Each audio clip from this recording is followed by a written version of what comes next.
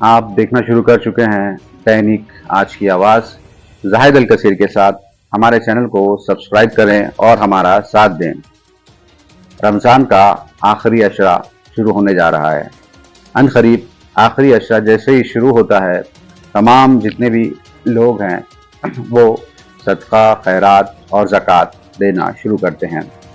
اپنی یہ زکوٰۃ کا جو سلسلہ ہے، بہت سے لوگ اس کو دینا جب سے شروع کرتے ہیں تو وہ اپنے آنکھوں پر پٹی باندھ کر زکوٰۃ دینے کا کام شروع کرتے ہیں۔ رسول اللہ صلی اللہ علیہ وسلم نے جب زکوٰۃ کے متعلق کہا اور جب زکوٰۃ کو فرض کیا، تب آپ صلی اللہ علیہ وسلم نے سب سے پہلے اپنی بستی کے لوگوں کو زکوٰۃ دی، زکوٰۃ دینے لگوائی۔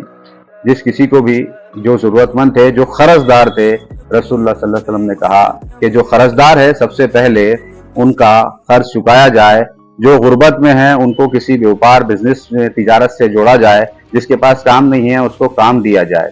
رسول اللہ صلی اللہ علیہ وسلم نے زکوٰۃ اپنے قریبیوں کو دینے کے لیے کہا ہے، اپنی بستی والوں کو، اپنے سب سے پہلے اپنے آس پڑوس میں، اس کے بعد اپنے رشتہ دار اور اس کے بعد اپنی بستی والے۔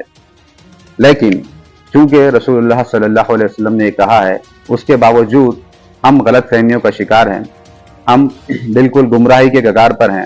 ہم اپنی زکوٰۃ کس کو دے رہے ہیں ہمیں پتہ ہی نہیں، اس کا مسئلہ کیا ہے ہمیں پتہ ہی نہیں، آپ کو پتہ ہی نہیں کہ اس کی مالی حالت، اکنامیکل حالت، معاشی حالت کیا ہے۔ کوئی بھی برقع پہن کر آ رہا ہے، کوئی بھی ایک نیا چولا اوڑھ کر آ رہا ہے، کوئی کسی اور مذہب کا ہوتا ہے، کوئی کسی اور مذہب کا ہوتا ہے، لیکن اس نے لبادہ کسی اور مذہب کا اوڑھا ہوتا ہے، اور وہ آپ کے پاس آتا ہے، آپ سے زکوٰۃ مانگتا ہے، اور آپ زکوٰۃ، خیرات، صدقہ، فطرہ جو چاہے اسے دے دیتے ہیں۔ کسی کی مدد کرنے میں کوئی اعتراض نہیں ہے، ہر کسی کی مدد کرنی چاہیے، لیکن مدد کے تقاضے ہیں۔ اگر کوئی دھوکے بازی کے طور پر آپ سے مدد حاصل کرنے کے لیے آپ کو دھوکہ دے رہا ہے تو وہ دھوکے باز ہے، اس سے آپ کو بچنا ہوگا۔ اگر کوئی آپ کو دھوکہ دے رہا ہے، کوئی آپ کو لوٹ رہا ہے اپنی ایک چال سے، تو آپ اس چال کے شکار ہیں، آپ اس لٹیرے کو سب کچھ دے رہے ہیں اور ایمانداری کے ساتھ دے رہے ہیں، اور آپ کو لگتا ہے کہ یہ آپ کے لیے باعث ثواب ہوگا۔ یہ آپ کے لیے ثواب نہیں ملنے والا اس کا، آپ دھوکے میں ہیں، آپ دھوکہ کھا گئے۔ اور مومن جو ہے بار بار دھوکہ نہیں کھاتا، مومن ایک بل سے دو بار ڈسا نہیں جاتا، اس بات کو آپ ہمیشہ اچھی طرح یاد رکھیے۔ سب سے پہلے یہ آپ کے پڑوسیوں کا حق ہے، اس کے بعد یہ آپ کے رشتہ داروں کا حق ہے، اس کے بعد یہ آپ کی بستی والوں کا حق ہے، اس کے بعد یہ آپ کے بستی کے پڑوس والی بستیوں کا حق ہے۔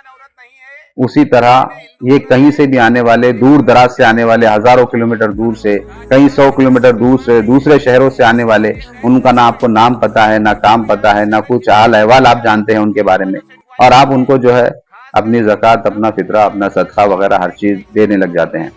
کسی کو معاشی اعتبار سے، اگر کوئی معاشی اعتبار سے کمزور ہے تو اس کو معاشی اعتبار سے سپورٹ کرنے کا نام ہی زکوٰۃ ہے۔ زکوٰۃ اسی سسٹم کے لیے بنایا گیا ہے تاکہ اکنامیکل کنڈیشن میں کوئی بھی آپ کے یہاں سے غریب نہ ہو، وہ اپنے پیروں پر اسٹینڈ ہو سکے، وہ کھڑا ہو سکے۔ اسی لیے اسلام میں زکوٰۃ کا سسٹم ہے۔ زکوٰۃ اس لیے ہے کہ لوگوں کی مدد کی جائے۔ آپ پہ زکوٰۃ دینا فرض ہے، کسی پر لینا فرض نہیں ہے۔ اس لیے آپ سوچتے ہوں گے کہ کوئی میرے گھر پر آ کر زکوٰۃ مجھ سے مانگے، تو یہ اس پہ فرض نہیں ہے کہ وہ آپ سے مانگے، آپ پر دینا فرض ہے۔ اس لیے آپ کو دیکھ کر، سمجھ کر، ڈھونڈ کر، مجبور، مفلس تک اور مدد جتنا بھی قرض دار ہے ان کے قرض اتارنے کے لیے آپ کو زکوٰۃ دینا ہے۔ کسی کو مالی معاشی اعتبار سے تجارت میں کھڑے کرنے کے لیے آپ کو زکوٰۃ دینی ہے۔ آپ کو زکوٰۃ گولیاں، بسکٹ اور چاکلیٹوں کے لیے نہیں دینی ہے۔ آپ کو زکوٰۃ شراب پینے اور جوا کھیلنے کے لیے نہیں دینی ہے۔ آپ کو زکوٰۃ کسی کے کپڑوں کے لیے نہیں دینی ہے۔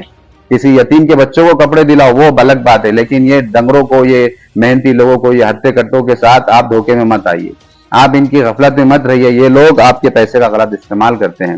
یہ ان لوگوں کی مدد کرنے سے کسی کو اعتراض نہیں ہے، ہر کسی کی مدد کیجیے، بلا تفریق مذہب ہر کسی کی مدد کیجیے، لیکن جو آپ کو دھوکہ دے رہا ہے، جو سماج کو دھوکہ دے رہا ہے، جو ہر کسی کی آنکھوں میں دھول جھونک رہا ہے، اس کے ساتھ جو ہے کبھی بھی تعاون والا معاملہ نہیں کرنا چاہیے۔ زکوٰۃ سب سے پہلے اپنے پڑوسی کو دیجیے، یاد رکھیے، اس بات کو سمجھیے، سب سے پہلے اپنے رشتہ دار، اپنے پڑوسی، اس کے بعد اپنے بستی والے، اس کے بعد اگر آپ کو نہیں ملتا ہے کوئی ان میں سے تو ایسا ناممکن ہے کہ کوئی نہ ملے۔ آپ اپنی انا کو گرائیے، زکوٰۃ انا کو گراتی ہے، آپ اپنی انا کو گرائیے، آپ ان لوگوں تک پہنچیے۔ اگر آپ کھلے طور سے نہیں دیتے ہیں نا تو دادائیں اس ایسے دیجیے کہ آپ کے ہاتھ کو، دوسرے ہاتھ کو پتہ بھی نہ چلے کہ آپ نے کس کو کیا دیا ہے۔ इस तरीके से मदद कीजिए। ये शोर शराबा, ये दिखावा, ये आपके किसी काम आने वाला नहीं है। ये जिस तरीके से सोशल मीडिया पे मार्केटिंग हो रही है, जिस तरीके से बताया जा रहा है कि ये किया जा रहा है, वो किया जा रहा है, देखिए समाज में अच्छे काम करना बेहतर है, बहुत ज्यादा तौर से जरूरी है, लेकिन जहां तक मुमकिन हो जिस काम के लिए, जिस काम को लोगों को बताना चाहिए, जिससे लोगों का किसी और का फायदा हो, उस काम को बताइए।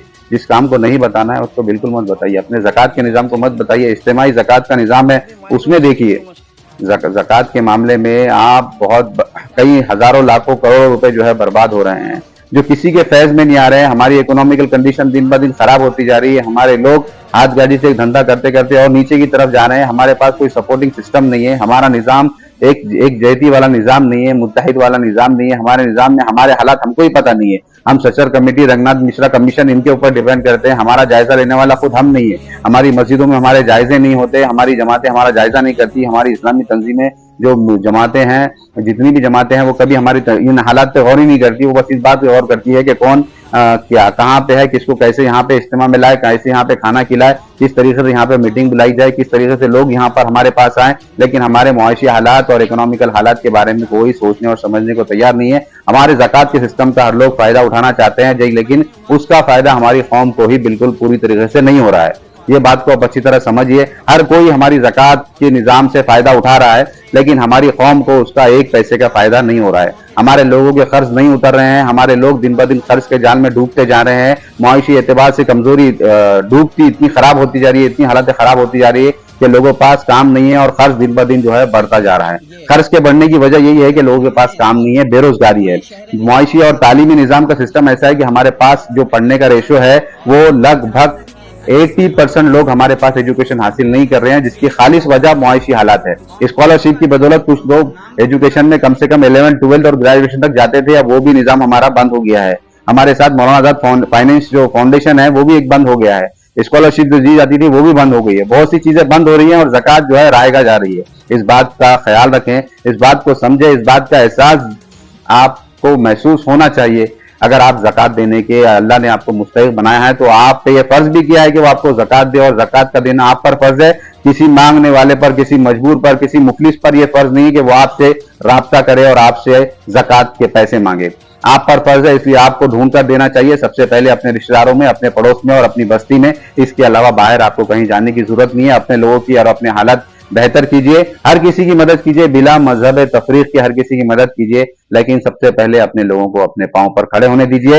ये पांव मजबूत जमेंगे तभी हम लोग खड़े हो सकेंगे।